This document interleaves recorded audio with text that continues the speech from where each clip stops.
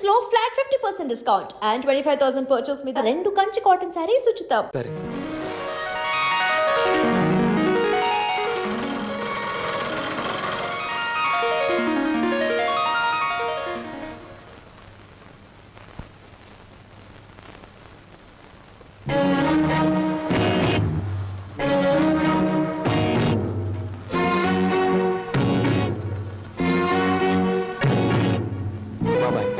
రోజు నుంచి ఈ అమ్మాయి మన ఇంట్లోనే ఉంటుంది. మన ఇంట్లో ఎలా ఉంటుందిరా? అద్దెకి ఇవ్వడానికి ఇంట్లో వేరే పోర్షన్ లేదుగా. అద్దె కాదు బాబాయ్, మరి ఈ అమ్మాయి పేరు లలిత. నేను అడిగింది అమ్మాయి పేరు కాదు సీను. ఆ అమ్మాయిని ఇక్కడికి ఎందుకు తీసుకొచ్చావని. తీసుకురావాల్సిన అవసరం వచ్చింది కనుక. ఏమిట్రా అవసరం? లలిత నేను ప్రేమించుకున్నాం, పెళ్లి చేసుకోవాలనుకున్నాం. తప్పని పరిస్థితుల్లో ఈ అమ్మాయిని ఇక్కడ తీసుకురావాల్సి వచ్చింది బాబాయ్. అంటే అంతా నీ ఇష్టమేనా? నీ వెనక ఎవరు లేరనుకున్నావా? వాళ్ళ గురించి ఆలోచించాల్సిన బాధ్యత నీకు ఉందా లేదా? అసలు నీకు విషయం తెలుసా? అంకుల్, ఏమిటి నీ పద్ధతి? పూర్తిగా చెప్పనీయకుండా అడ్డుపడతావేంటి? చెప్పని. అది కాదమ్మా, దేవుడి గుడికి వెళ్ళాలన్నా నా పెర్మిషన్ లేకుండా వెళ్ళేవాడు కాదు, ప్రేమించట. అంకుల్, ప్రేమించడం అనేది మనసు చేసే పని, గుడికెళ్ళడం అనేది మనిషి చేసే పని. నీకు తెలీదమ్మా వీడు. అంకుల్, ఏమిటి వాళ్ళు ఎలా ప్రవర్తిస్తున్నావు? అతను ఏదో తప్పు చేసినట్లు మాట్లాడతావేంటి? ప్రేమించే మనసుంది కాబట్టి ప్రేమించాడు. తన మనిషిని తాను కాపాడుకోగలన్న ధైర్యం ఉంది కాబట్టి చేయి పట్టుకుని ఇంటికి తీసుకొచ్చాడు. అది కాదమ్మా. అంకుల్, ఇంత అందమైన అమ్మాయిని ప్రేమించినందుకు సంతోషించు, అంతేగాని ఊరికే కోపగించుకుంటావేంటి? యావండి, మా అంకుల్ చాలా మంచివాడు. ఇంత మంచి హీరో మనసు దోచుకున్నందుకు ఐ రియలీ కంగ్రాచులేట్ యూ. రండి. క్షమించండి, ఈ ఇంట్లో వాళ్ళకి ఇష్టం లేకుండా ఇక్కడ ఉండటం నాకు ఇష్టం లేదు. నేను వేరెక్కడైనా ఉంటాను. మీరు మమ్మల్ని అవమానిస్తున్నారా? అవమానిస్తున్నానా? లేకపోతే ఏమిటి? ఒక నిస్సహాయమైన ఆడది ఇంటికొస్తే ఆదరించకుండా బయటికి గంటేంత దుర్మార్గుడు అనుకున్నారా మా అంకుల్? మీరెక్కడికి వెళ్ళక్కర్లేదో రండి. అంకుల్, ఒకరికొకరు మనసిచ్చి పుచ్చుకుని వచ్చారా? ఇద్దరుగా వచ్చిన వాళ్ళని ఆశీర్వదించి ఒకటిగా చేయ అంకుల్. ప్లీజ్ ప్లీజ్ అంకుల్, మీరు లోపల పదండి. ఇంకా ఇక్కడ నిలబడ్డావేంటి? పద పద పద పద.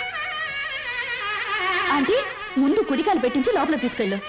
లక్ష్మి, ఏంటి అలా చూస్తుండిపోయావు? మీ వదిలి లోపల తీసుకెళ్ళి దిష్టి వెళ్ళు. రండి లోపల.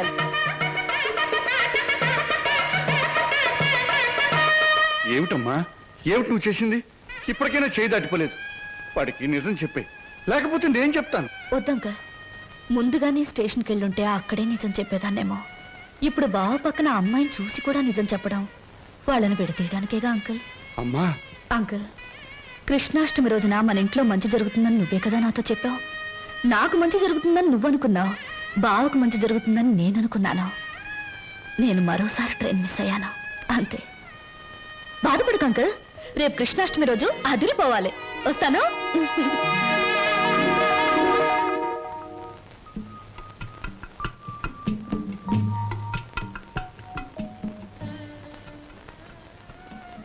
నిజంగా? అవును, చాలాసేపు ఎదురు చూసాం. ట్రైన్ కదిలిపోయింది. ఆ తర్వాత మా సరోజ్ ఏమైందో మాకు తెలీదు. దాని జ్ఞాపకార్థంగా ఆ టికెట్ను మా అన్నయ్య ఫ్రేమ్ చేయించాడు. ఇప్పటికీ మా సరోజ్ అంటే మా అన్నయ్యకి ఎంత ఇష్టమో. అదృష్టవంతురాలు. ఎందుకని? మీ అన్నయ్య లాంటి మంచి మనిషి మనసులో మిగిలిపోయినందుకు. నేను ఒప్పుకోను. పాప మా రోజు ట్రైన్ తప్పిపోకుండా ఉండుంటే ఆ అమ్మాయి అంత అదృష్టవంతురాలు ఉండేది కాదు. అయినా జ్ఞాపకంగా మిగిలిపోవడంలో అదృష్టమే ఉంది. జ్ఞాపకం శాశ్వతం కాబట్టి. అవును, జ్ఞాపకం శాశ్వతమే. కానీ శాశ్వతంగా ఉండాలంటే కేవలం జ్ఞాపకంగా మిగిలిపోవాలని ఇప్పుడే తెలిసిందే. ఏమిటి మీరు మాట్లాడేది? ఏముంది, మీరు చెప్పిన దానికి పొడిగింపు. స్వప్న ఎప్పుడు అంతే వదినా, ఒక్కోసారి తన మాటలు అర్థం కావు.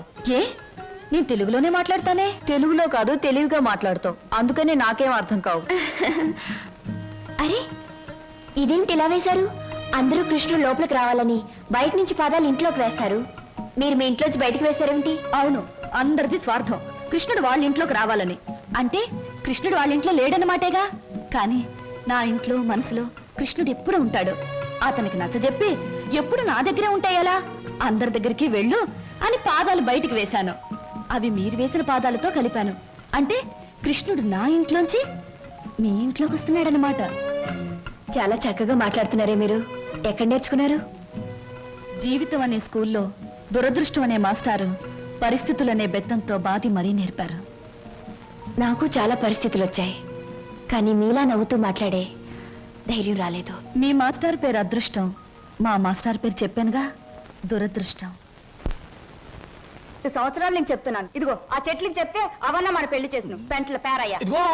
ఇదిగో ఈ రోజుతో మన పెళ్లి విషయం తేల్చకపోతే రేపటి నుంచి నీకు కనపడను కర్రీ కనకయ్య. అగో ఈ రోజే మీ అన్నయ్య కనబడితే మీ అన్నయ్య, మా నాన్న కనబడితే మా నాన్న, ఎవరు కనబడితే వాళ్ళకి ఈ విషయం చెప్పి నీ మెళ్ళలో 6 ముళ్ళు వేస్తాను. ఆరా నీకు 3 నాకు 3. అదా ఆటో, ఈ ఆటోలో వెళ్ళి ఇదే ఆటోలో వెళ్ళి మీ అన్నయ్య ఎక్కడున్నాడో వెతికి పట్టుకుని ఆయనతో మీ చెల్లిని ప్రేమించాను, నేను పెళ్లి చేసుకుంటాను, మీరు ఒప్పుకోకపోతే నేను ఒప్పుకోను అంటాను. అప్పుడు ఆయన ఏమంటారు? నీ ఇంటి అడ్రస్ ఎక్కడా అని అడుగుతాడు. నిజమేనయ్యా, వాళ్ళిద్దరూ కలిసి తిరిగారు, ప్రేమించుకున్నారు. నేనేమీ కాదంటం లేదు. మీ చెల్లెల్ని ఇంటి కోడలుగా చేసుకోవడానికి కూడా నాకేమీ అభ్యంతరం లేదు. కాకపోతే ఇంటికో అంతస్తుంది, దానికో అభ్యంతరం ఉంది. అది ఒప్పుకోదు. మీ అంతస్తుని ఎగిరందుకోవాలన్న దురాశ నాకు లేదు సార్. కానీ పెళ్లి చేయటానికి ఒప్పుకోను మీ అంతస్తు మీ అబ్బాయితో కలిసి తిరిగిన నా చెల్లెల జీవితానికి ఏ సమాధానం చెప్తుంది సార్? Good, very good. ఈ ఒక్క మాట నిన్ను నా అంతస్తుతో సమానం చేసింది. You are correct. అంతేకాదు సార్, మానవత్వం మంచితనమే అంతస్తు అయితే నాకు చాలా గొప్ప అంతస్తు ఉంది సార్.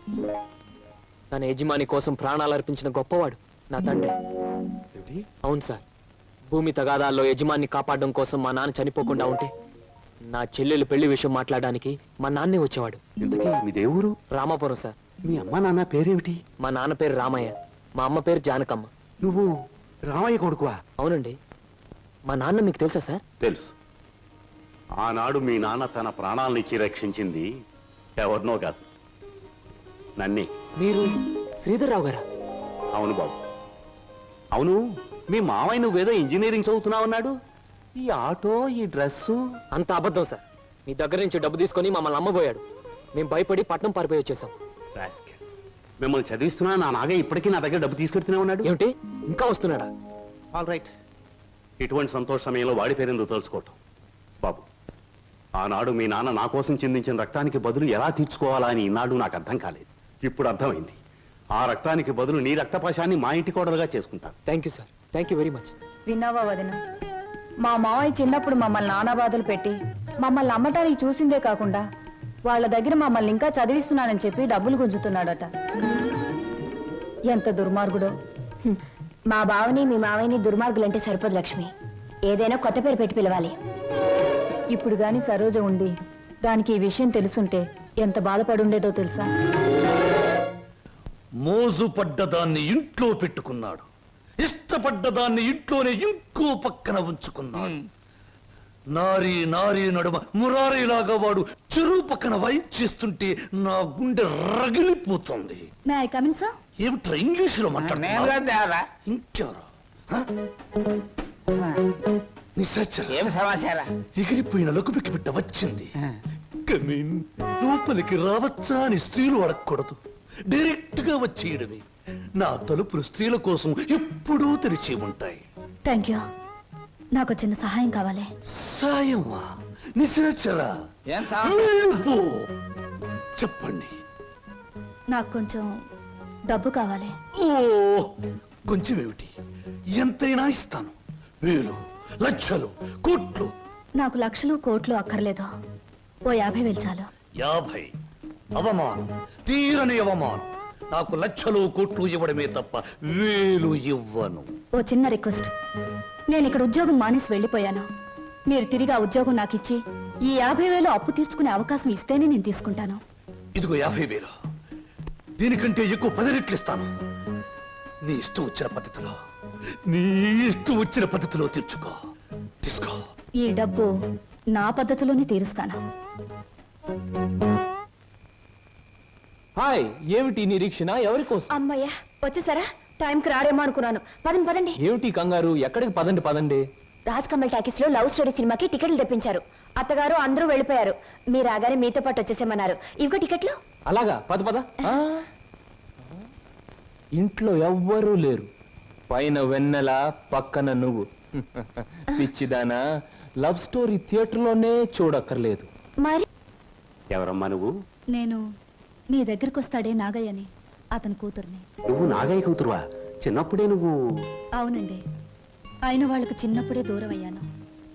తండ్రి బ్రతికున్నాడని తెలిసేసరికి నేను అతను కూతుర్నని చెప్పుకోవడానికి సిగ్గుపడే స్థితిలో ఉన్నాను. ఏమిటమ్మా అది? కొంచెం అర్థం అయ్యేలా చెప్పు. డబ్బా ఎందుకమ్మా? సార్, మీరు మా బావకి అతని చెల్లెలకి చిన్నప్పటి నుంచి సహాయం చేసే దృష్టితోనే డబ్బిచ్చారా? కానీ మా నాన్న ఆ డబ్బు తనే తినేసి వాళ్ళ నమ్మకానికి పెట్టేస్తే వాళ్ళు తప్పించుకుని పట్నం పారిపోయారు. ఇప్పటికీ మా నాన్న వాళ్ళ పేరు చెప్పి మీ దగ్గర డబ్బు తీసుకుంటున్నట్టు నాకు మొన్నే తెలిసిందే. అందుకు తండ్రి చేసిన పాపాన్ని నువ్వు చెల్లించడానికి వచ్చావా? ఇది మీ తృప్తి కోసం ఇవ్వడం లేదండి, నా తృప్తి కోసం ఇస్తున్నాను. నా తండ్రి చేసిన పాపమే నన్ను వెంటాడింది. అందుకే ఈ జన్మలో నేను అనుకున్నది ఏదీ జరగలేదు. కనీసం ఈ పాపాన్ని ఇలా తుడిచేస్తే వచ్చే జన్మలో అయినా నేను అనుకున్నది జరుగుతుందేమో. అందుకే తీసుకోండి సార్, ప్లీజ్. సరే, ఇది నేను మీ నాన్నకిచ్చిన డబ్బుగా తీసుకోవటం లేదు. నీ అభిమానాన్ని నిలుపుకోవడానికి నువ్విచ్చిన డబ్బుగా తీసుకుంటున్నాను. నీకు ఈ విషయం తెలుసా? మీ బావ అతని చెల్లెలు ఈ ఊర్లోనే ఉంటున్నారు. తెలుసా? తెలుసా? చెప్పానుగా, నా వాళ్ళందరూ నా చుట్టూనే ఉన్నారు. కొందరు చెప్పుకోలేని స్థితిలో ఉన్నారు, కొందరు చెప్పకూడని స్థితిలో ఉన్నారు. నేను మా బావుంటున్న ఇంట్లోనే ఉంటున్నానండి. మరి మీ బావకి నువ్వెవరో తెలీదా? నేనే చెప్పలేదు. ఏమ్మా? అతను నా భావం తెలిసేసరికి అతను ఇంకో అమ్మాయిని ప్రేమిస్తున్నాడని తెలిసింది. నేనని తెలిస్తే అంతా తారుమారయ్యే ప్రమాదం ఉంది. అందుకే నిజాన్ని దాచిపెట్టాను. నిజాన్ని దాచిపెడితే నీకే నష్టమేమో. సార్, నాకు ఎంత కష్టం కలిగినా హాయిగా భరించగలను. కానీ నా వల్ల ఇతరులకు కష్టం కలగడం ఒక్క క్షణం కూడా భరించలేను. అంతా సక్రమంగా జరిగాక నిజాన్ని నేనే చెప్తాను. అంతవరకు ఈ స్వప్నగానే ఉండిపోనివ్వండి. వస్తాను సార్.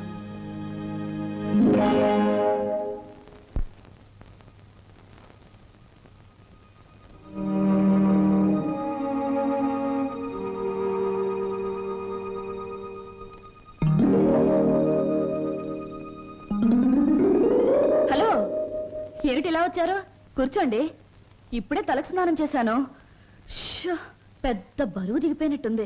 తలస్నానం చేస్తే తల బరువు దిగిపోతుంది, మరి మనసులో బరువు మర్చిపోతే మాయమైపోతుంది. మర్చిపోవడం బాధ్యత గల మనసు లక్షణం కాదు. మర్చిపోమన్నది బాధ్యతని కాదు, బరువుని. కూర్చోండి. సారీ, కూర్చునే మనస్థిమితం లేదు. ఏ, కూర్చోలేనంత కష్టమే వచ్చింది మీకు? కొంపతీసి హీరోతో గాని పోట్లాడారా, లేక హీరో గారు మీతో పోట్లాడారా?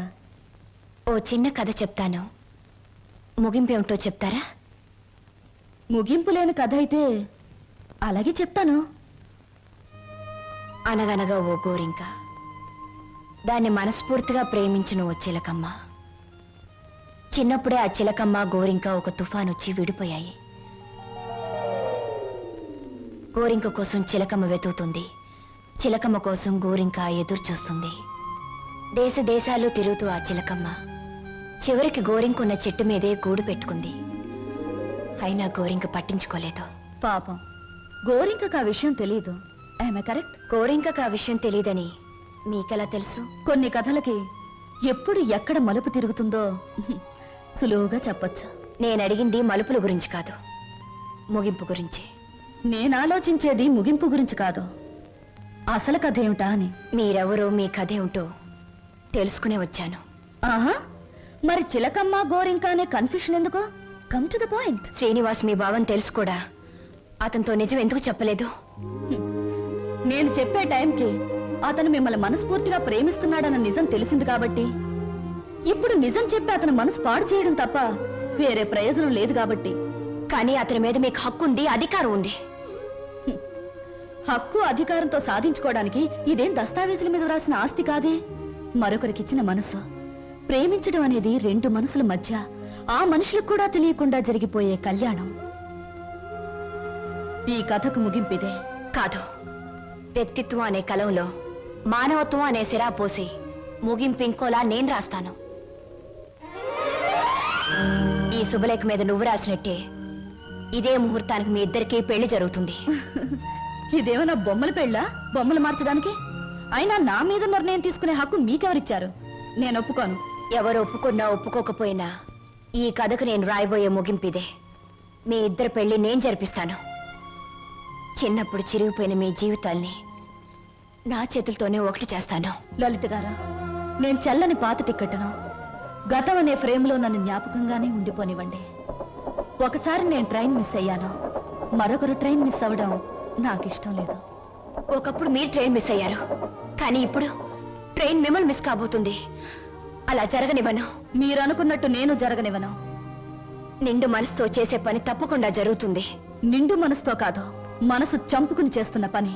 కాదు, మమతల్ని కలపడం కోసం చేస్తున్న పని. ఆ త్యాగం నాకు అక్కర్లేదు. ఇది త్యాగం కాదు, పరిష్కారం. నేను నవ్వడం కోసం మీరు ఏడవడమేనా పరిష్కారం? లలిత గారు, ఒకసారి చెప్పాను గుర్తుందా? జీవితం అనే స్కూల్లో దురదృష్టం అనే మాస్టారు పరిస్థితులనే బెత్తంతో కొట్టారని. కానీ ఇప్పుడు అదృష్టం అనే మాస్టారు తల వంచి తాళి కట్టించుకోమంటే తల వంచక తప్పదుగా. నేనెవ్వరికి తల వంచను. చూస్తాను. 4 నిమిషాల్లో ఈ నిజం అందరికీ చెప్పేస్తాను. 3వ నిమిషం మొదటి సెకండ్లో నేను శవంగా మారతాను. స్వప్న, అవును, చిన్నప్పుడు మా బావ కోసం ఒకరిని చంపడానికే వెనకాడలేదు. ఇప్పుడు నేను చావడం చాలా సులువు. అదే నేను చెప్పేది. ఆయన కోసం ప్రాణాలు తీయగలిగేంత ధైర్యం, ప్రాణాలు పోగొట్టుకునేంత గొప్పతనం నీది. నా ప్రేమ కంటే నీ ఆరాధన చాలా గొప్పది. నీ ఆరాధన ముందు నా ప్రేమ చాలా చిన్నది. అనవసరంగా ఆవేశపడకు. Now the ball is in my court.